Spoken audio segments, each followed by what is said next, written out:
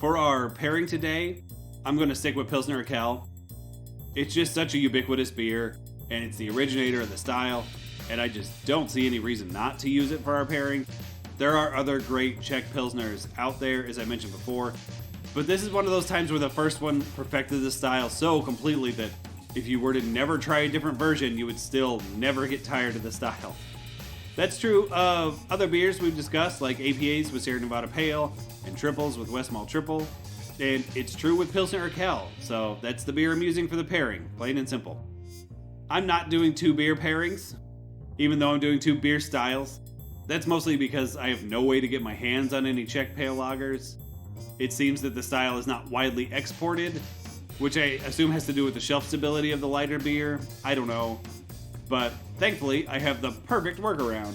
Instead of doing two beer pairings, I'm going to do one beer pairing with a movie that features two very similar protagonists, both of whom are named Marie. The film is called Daisies, from 1966, and it is one of the high marks of the Czech New Wave. The most prominent figure to emerge from this film movement, the Czech New Wave, was Milos Forman, who went on to direct such classic films as One Flew Over the Cuckoo's Nest, Amadeus, and to a lesser extent, Man on the Moon. Not to bash on Man on the Moon, but it's no Cuckoo's Nest. I mean, come on. Our movie, though, Daisies, was not directed by Milos Forman. It was directed by Vera Chytilova, and it was actually banned by the Czech government upon its release. Chytilova herself had a lot of trouble finding work in the Czech film industry after that, and the films she did manage to get made were heavily censored for the remainder of her career. This all seems bananas to me, and you too, I'm sure, if you've seen Daisies. It's not the typical kind of movie that gets banned. It's not violent, or explicitly sexual, or offensive in any way to a modern audience. There's a quick butt shot towards the end of the movie, but that's like network TV levels of nudity. No, this movie was banned, essentially, for depicting its two main women having too much fun. There's a scene where they destroy an extravagant dinner buffet that was found to be especially decadent and wasteful. It seems kind of funny now, but as I said, it derailed Chytilova's career. She didn't work for years because of this charge of being dangerous to the ideals of the state. Daisies simply did not jive with the Czech way of thinking at the time. It was too wanton and immoral and wasteful. Which was the whole point, of course, and that's what makes the movie so much fun. If you haven't seen Daisies, and I'm guessing most of you probably never even heard of it, but it's such a fun movie. When you hear someone say shit like, "This is a very important film, it's a high watermark, not only for the Czech New Wave film movement of the 1960s, but also as a work of feminist cinema," you don't expect the movie to also make you laugh out loud multiple times throughout its runtime. And this movie totally does that. It's just so ridiculous and full of life that you have to laugh at it. It practically demands that you don't take it seriously. Daisies begins with footage of turning gears and ends with shots of exploding bombs. The gears are indicative of the machine-like conformity preached by the state, and the bombs are the inevitable result of such political complacency. But sandwiched in between these two bookends is playful anarchy, the likes of which you might find in a fucking Slater-Kinney video. In their first scene, Marie and Marie move and speak robotically, as if they have no agency in their own lives. They have a conversation in which they decide to stop being good. They're going to do whatever they want. Consequences be damned. And from there on, they behave like spoiled little brats. They behave, essentially, like the teenagers they are. They dance in front of a tree that might represent the tree of knowledge. They eat the fruit, of course. They go on a series of dates with older men, eating and drinking as much as they can get away with before ditching the men at a train station. They cause a big scene at a nightclub, getting drunk on Pilsner Urquell, of course, and disrupting the other patrons. They hang out with a lepidopterist who professes his love over and over for Marie too, but he thinks her name is Julie, so I don't think that relationship is built on a foundation of trust and honesty. And the movie just kind of goes on like this. Short little scenes that don't seem to go together.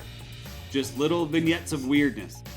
Later on, the girls chop up phallic foods with scissors, as we hear men profess their love for the girls over the phone.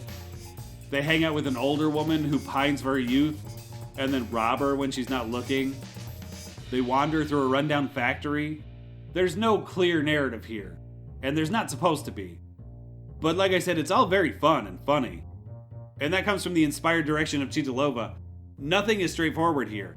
The scene with the Lepidopterist is intercut, rapid fire, with still images of butterflies. Chitolova switches color filters at will, mid-scene, just for shits and giggles. One sequence, shot from the back of a train, is especially psychedelic. I'll try to remember to put a link to that clip on Twitter or something, or maybe in the description, because it's super cool. Another scene starts with the girls cutting at one another's clothes, and it quickly escalates to dismemberment and beheading. Silly, bloodless dismemberment, of course, that leaves the two Maries no worse for wear. They then turn their shears on the film itself, shredding the screen, turning the movie into a mosaic of chaos that, again, looks super cool. Daisies has style to burn, which is what makes it such a distinct work of art. Few directors were making such heavily stylized movies like this in 1966. Jean-Luc Godard is the only director who springs to mind. But think of, say, Easy Rider. Okay, that movie bankrupted the Hollywood studio system and opened the door for all the great cinema of the 1970s. It was subversive and raw and psychedelic, and it came out 3 years after Daisies. It is criminal how underappreciated this movie is.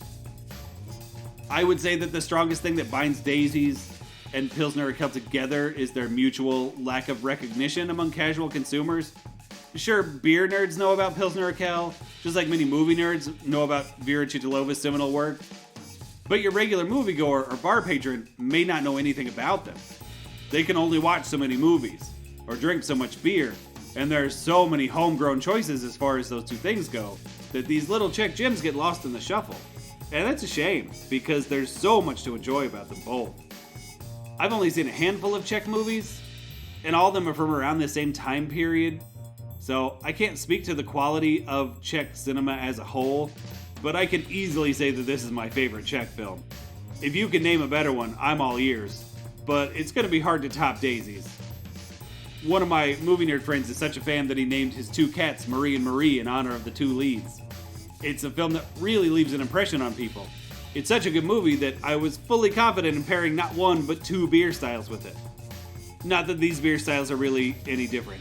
They might as well be called the same thing. I think there's more contrast in the two Maries than in the two Czech lagers. I don't know why they do that. I do prefer the newer BJCP guidelines to the previous version, even though some of the changes only serve to make things more complicated. I'm sure they have their reasons, but when you take a style known simply as Dortmunder and change it to German Helles export beer, you're kind of defeating the purpose of updating your guidelines, in my opinion. And there are plenty of beer styles that can be combined, with our two from today being prime examples. It's food for thought, Beer Judge Certification Program. Food for thought. I'm really just kind of stalling for time here. This has ended up being one of my shortest episodes, and I covered double the beer styles. What the fuck? I guess I'll just wrap it up. No sense in delaying the inevitable. We'll just kind of slide to a stop in this one. You can reach out on social media at Beer Blockbuster. You can send emails to beerblockbuster@gmail.com. If you wish to reach me directly, you can whisper my name into a cat's ear while feeding it a dead mouse that you killed with thine own hands, and the cat will find me. That's a Hello from the Magic Tavern gag. If you're not familiar with that podcast, you should for sure listen to that. I don't know how you found this podcast before you found Magic Tavern. That doesn't make any sense. Oh, fuck. I'm really losing steam here. What are some other podcasts you should listen to? As far as movie podcasts go, I really like We Hate Movies. That's my favorite bad movie podcast. How Did This Get Made is fun, but everyone knows that one. And honestly, We Hate Movies is more consistently funny. How Did This Get Made does too many live shows these days. Oh, also, You Must Remember This is a good one to listen to for old Hollywood behind-the-scenes stuff. I honestly don't listen to any beer podcasts. If you know of any that are worth checking out, let me know. I'm gonna go now. It's been fun and all, but I'm out of material here. We'll do this again soon. Until then, good night, nerds.